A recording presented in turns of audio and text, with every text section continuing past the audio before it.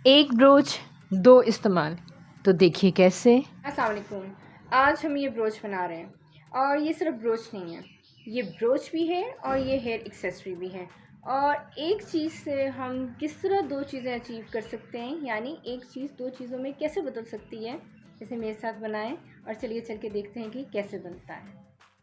जी friends, कैसे हैं आप लोग। ये आज हम ऑर्गेन्जा रिबन ले रहे हैं और इस रिबन की मेजरमेंट्स हैं 1.25 सेंटीमीटर्स। ये इसकी विड्थ है और वैसे हम लेंगे 6 सेंटीमीटर्स लॉन्ग रिबन। जी, इन्हीं मेजरमेंट्स के साथ हम रिबन के 2 पीस काटेंगे और ये रिबन हम फ्लावर बनाने के लिए काट रहे हैं और ये ऑर्गेन्जा रिबन है।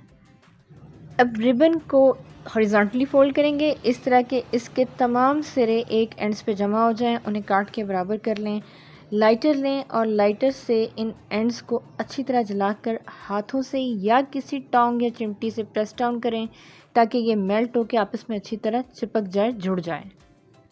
अब हम इसको सिएंगे और सीने के लिए मैं हमेशा एक ही रंग का धागा लेती हूँ जो कि रिबन का कलर होता है, क्योंकि अगर इससे किसी किस्म की कोई भी प्रॉब्लम आती है धागे के अंदर तो वो आपको नज़र नहीं आता, वो आपको बुरा नहीं लगता। वैसे भी दूसरे कलर का धागा हमेशा बहुत बुरा लगता है।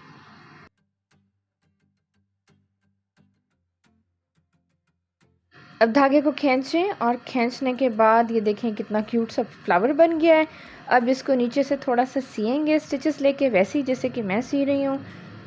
आपने ना इसको बिल्कुल ऐसे ही सीना है जैसे कि मैं यहाँ पे सी रही हूँ। इसका तरीका ये है, अदरवाइज़ ये लूज़ रह गया ना तो ये बहुत ऑड सा फूल लगेगा।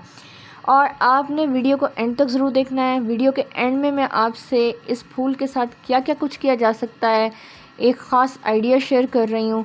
यहाँ हम इसको ब्रोच या हेयर एक्सेसरी बनाने के लिए इस्तेमाल करें, लेकिन कोई भी फ्लावर हो, चाहे ये हो या कोई और हो, आप उसके साथ क्या क्या कर सकते हैं एंड में देखिएगा, आपके लिए कुछ है वहाँ पर।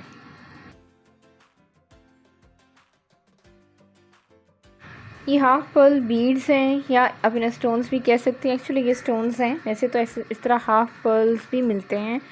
तो वो एक हाफ पर्ल ले लें। मैंने पीची सा या शैम्पेन से कलर में लिया है, आप ऑफ वाइट भी ले सकती हैं। मैं यहाँ पे फेविक्रिल ग्लू यूज़ कर रही हूँ, आप किसी और ग्लू से भी कर सकती हैं। जस्ट एक डॉट ऑफ ग्लू लगाइए इसके अंदर और ये पर्ल स्टिक कर दें। ये जो मेरे हाथ में आप देख रहे हैं ना, ये गोल्डन कलर के पोत मोती हैं, लेकिन ये ग्लास के बने हुए पोत मोती हैं। ये वो नहीं है जो आमतौर से प्लास्टिक या मेटल के बने हुए मोती होते हैं और गोल्डन होते हैं, मैट होते हैं। मुझे वो नहीं पसंद थे, मुझे ये पसंद थे। वैसे तो ये चॉइस है, ऑप्शनल होता है। और यहाँ पर हम साथ में गोल्डन ज्वेलरी वायर इस्तेमाल कर रहे हैं और यहाँ हम बनाएंगे जी बीड वाइन्स। बीड वाइन्स कैसे बनाते हैं, यहाँ ये तरीका देख लें आप। मैंने 4 इंच लंबी तार ली है और उसको दरमियान से फोल्ड किया, एक लूप सा बनाया, उसके अंदर मैंने 3 पोत मोती डाले हैं, एक नहीं 3 डाले हैं। और अब आपने उसको जिस तरह मैं इसको ट्विस्ट करके बना रही हूँ ऐसे ही बनाना है। मैं अक्सर बीड वाइन्स इस्तेमाल करती हूँ जब ज्वेलरी बनाती हूँ। अगर तो आप लोगों ने मेरी वीडियोस पहले देखी हैं तो फिर तो आपको अंदाज़ा होगा। और मैंने बहुत दफ़ा मुख्तलिफ़ वीडियोस में बीड वाइन्स सिखाई भी हैं, लेकिन यहाँ बनाने की रीज़न ये थी कि मैं नहीं चाहती थी कि आप लोग सोचें इसने फ़लाँ चीज़ इस्तेमाल की है, लेकिन ऑनेस्टली उसको बताया नहीं है, इसीलिए मैंने इनको दोबारा बनाया यहाँ पे। और अगर आपको मेरी वीडियो से कुछ सीखने को मिलता है तो फिर मैं कहूँगी कि चैनल को सब्सक्राइब ज़रूर करें, बेल आइकन को प्रेस ज़रूर करें ताकि आपको आने वाली तमाम वीडियोस इजीली अवेलेबल हो सकें।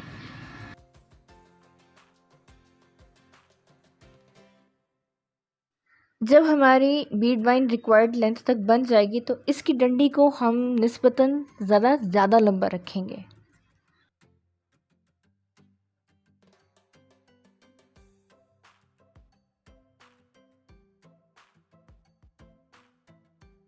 बीड वाइन तैयार है अब आपकी। अच्छा, नेक्स्ट स्टेप जो है ना, अगेन आप मेरे हाथ में ज्वेलरी वायर देख रहे हैं और उसकी वजह ये है कि अब हम एक निस्बतन मुख्तलिफ़ किस्म की बीड वाइन बनाएंगे। है ये भी बीड वाइन ही, मगर ये क्यों मुख्तलिफ़ है ये आपको भी पता चलता है। सबसे पहले तो उसी तरह इसमें एक सीड बीड डालें और लेंथ तकरीबन इसकी वही है। ये मेरे हाथ में आप एक बाज़ार मेड फ्लावर देख रहे हैं, ये प्लास्टिक से बना हुआ है। एक बीड डालेंगे आप इसमें, यानी एक मोती डालेंगे और फिर उसके बाद आप वायर को बिल्कुल इसी तरह ट्विस्ट करना शुरू करेंगे जैसे मैं कर रही हूँ। यहाँ हमने इस तरह काम करना है।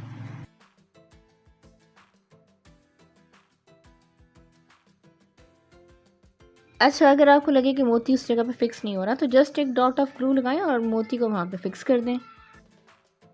ये फेल्ट फैब्रिक है और इससे हम 2 सर्कल्स काटेंगे कुछ इस साइज़ में। ये तकरीबन आप कह सकते हैं कि 1 सेंटीमीटर से थोड़े से बड़े हैं। अब एक गोल टुकड़ा हाथ में पकड़ें फेल्ट का और इसको दरमियान से फोल्ड करें और इस तरह कट्स लगाएं जैसे कि मैंने यहाँ लगाए। आपने देखे होंगे ये 2 कट्स हैं तकरीबन एक दूसरे के अपोजिट या पैरेलल, और इनके पूरा नहीं काटना है लेकिन इसी तरह कट्स लगाना है।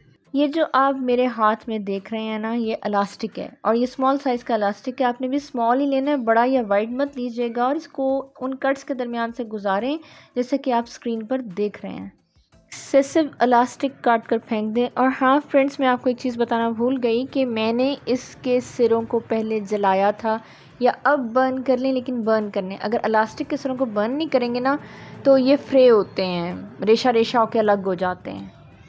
अब इलास्टिक के सिरों को नीट लुक देने के लिए और साथ में इसको मजबूती देने के लिए वो जो पहले से काट के रखा गया पीस था उसको उठाएं और ग्लू के साथ इस पे स्टिक करते हैं। मुझे ना इलास्टिक का कुछ सिर्फ बाहर नज़र आ रहा था और मुझे बड़ा बुरा लग रहा था और लग रहा था, इसलिए मैंने क्या किया कि मैं उसको लाइटर से बर्न कर रही हूँ। आपके साथ ऐसा आप भी बर्न कर लें। अब हम क्या करेंगे कि अब जो हमने बीड वाइंस बनाई थी वो बीड वाइंस लेकर हम उनको ट्विस्ट करेंगे इस तरह और एक दूसरे के साथ आपस में अटैच कर देंगे। और फ्रेंड्स, मैंने पोत मोती से जो एक बीड वाइन आपके सामने बनाई थी उसके अलावा मैंने 2 और बनाई थी। कुल आपको 3 बीड वाइंस इसके लिए चाहिए और 2 बीड वाइंस आपको वो बाज़ार वाली फूलों वाली चाहिए। ये हमारा बीड वाइंस का एक बंच सा रेडी है। अब हम इस बंच को इस पाम लीफ के साथ ट्विस्ट करके अटैच कर देंगे जैसे कि मैं यहाँ पे कर रही हूँ।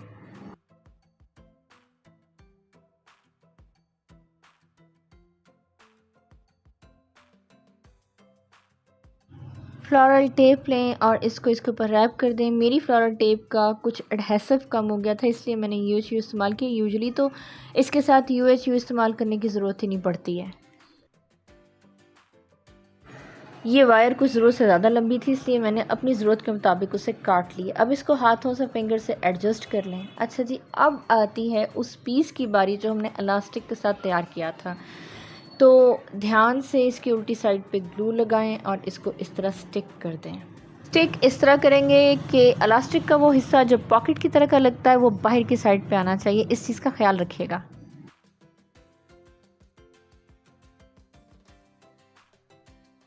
ये वो फ्लावर है जो हमने शुरू में बनाया था। अब इस फ्लावर की उल्टी साइड पर ग्लू लगाएं और फिर इसको इस तरह स्टिक कर दें जैसे कि मैं यहाँ कर रही हूँ। आज मैंने बड़ी दफ़ा ये फिक्रा यूज़ किया है, I am sorry for this, लेकिन कुछ बात इस तरह आ रही थी वीडियो में। तो ये जी हमारा क्यूट सा ब्रोच तैयार है। आपको एक बात पे हैरत तो हो रही होगी कि वो इलास्टिक वाला पीस हमने पीछे क्यों लगाया है, तो उसकी वजह मैं आपको अब बताती हूँ। ये एक हेयर पिन है, इसको इस तरह इलास्टिक में लगाएंगी तो आप इसको अपने बालों में यूज़ कर सकती हैं, चाहे जूड़े में करें, खुले बालों में करें, आपकी मर्ज़ी। लेकिन अगर आप वो पिन निकाल कर उसकी जगह इस तरह ये सेफ्टी पिन डालती हैं तो फिर आप इसको एज अ ब्रोच इस्तेमाल कर सकती हैं। ये वो तरीका था जिससे आप एक चीज़ को 2 तरीके से इस्तेमाल कर सकती हैं। यहाँ हमने ये फ्लावर ब्रोच में लगाया था और ये देखें कि ये वही फ्लावर डिफरेंट कलर मैंने अपने ड्रेस पे लगाया, just to give you an idea कि आप इसे कैसे इस्तेमाल कर सकते हैं।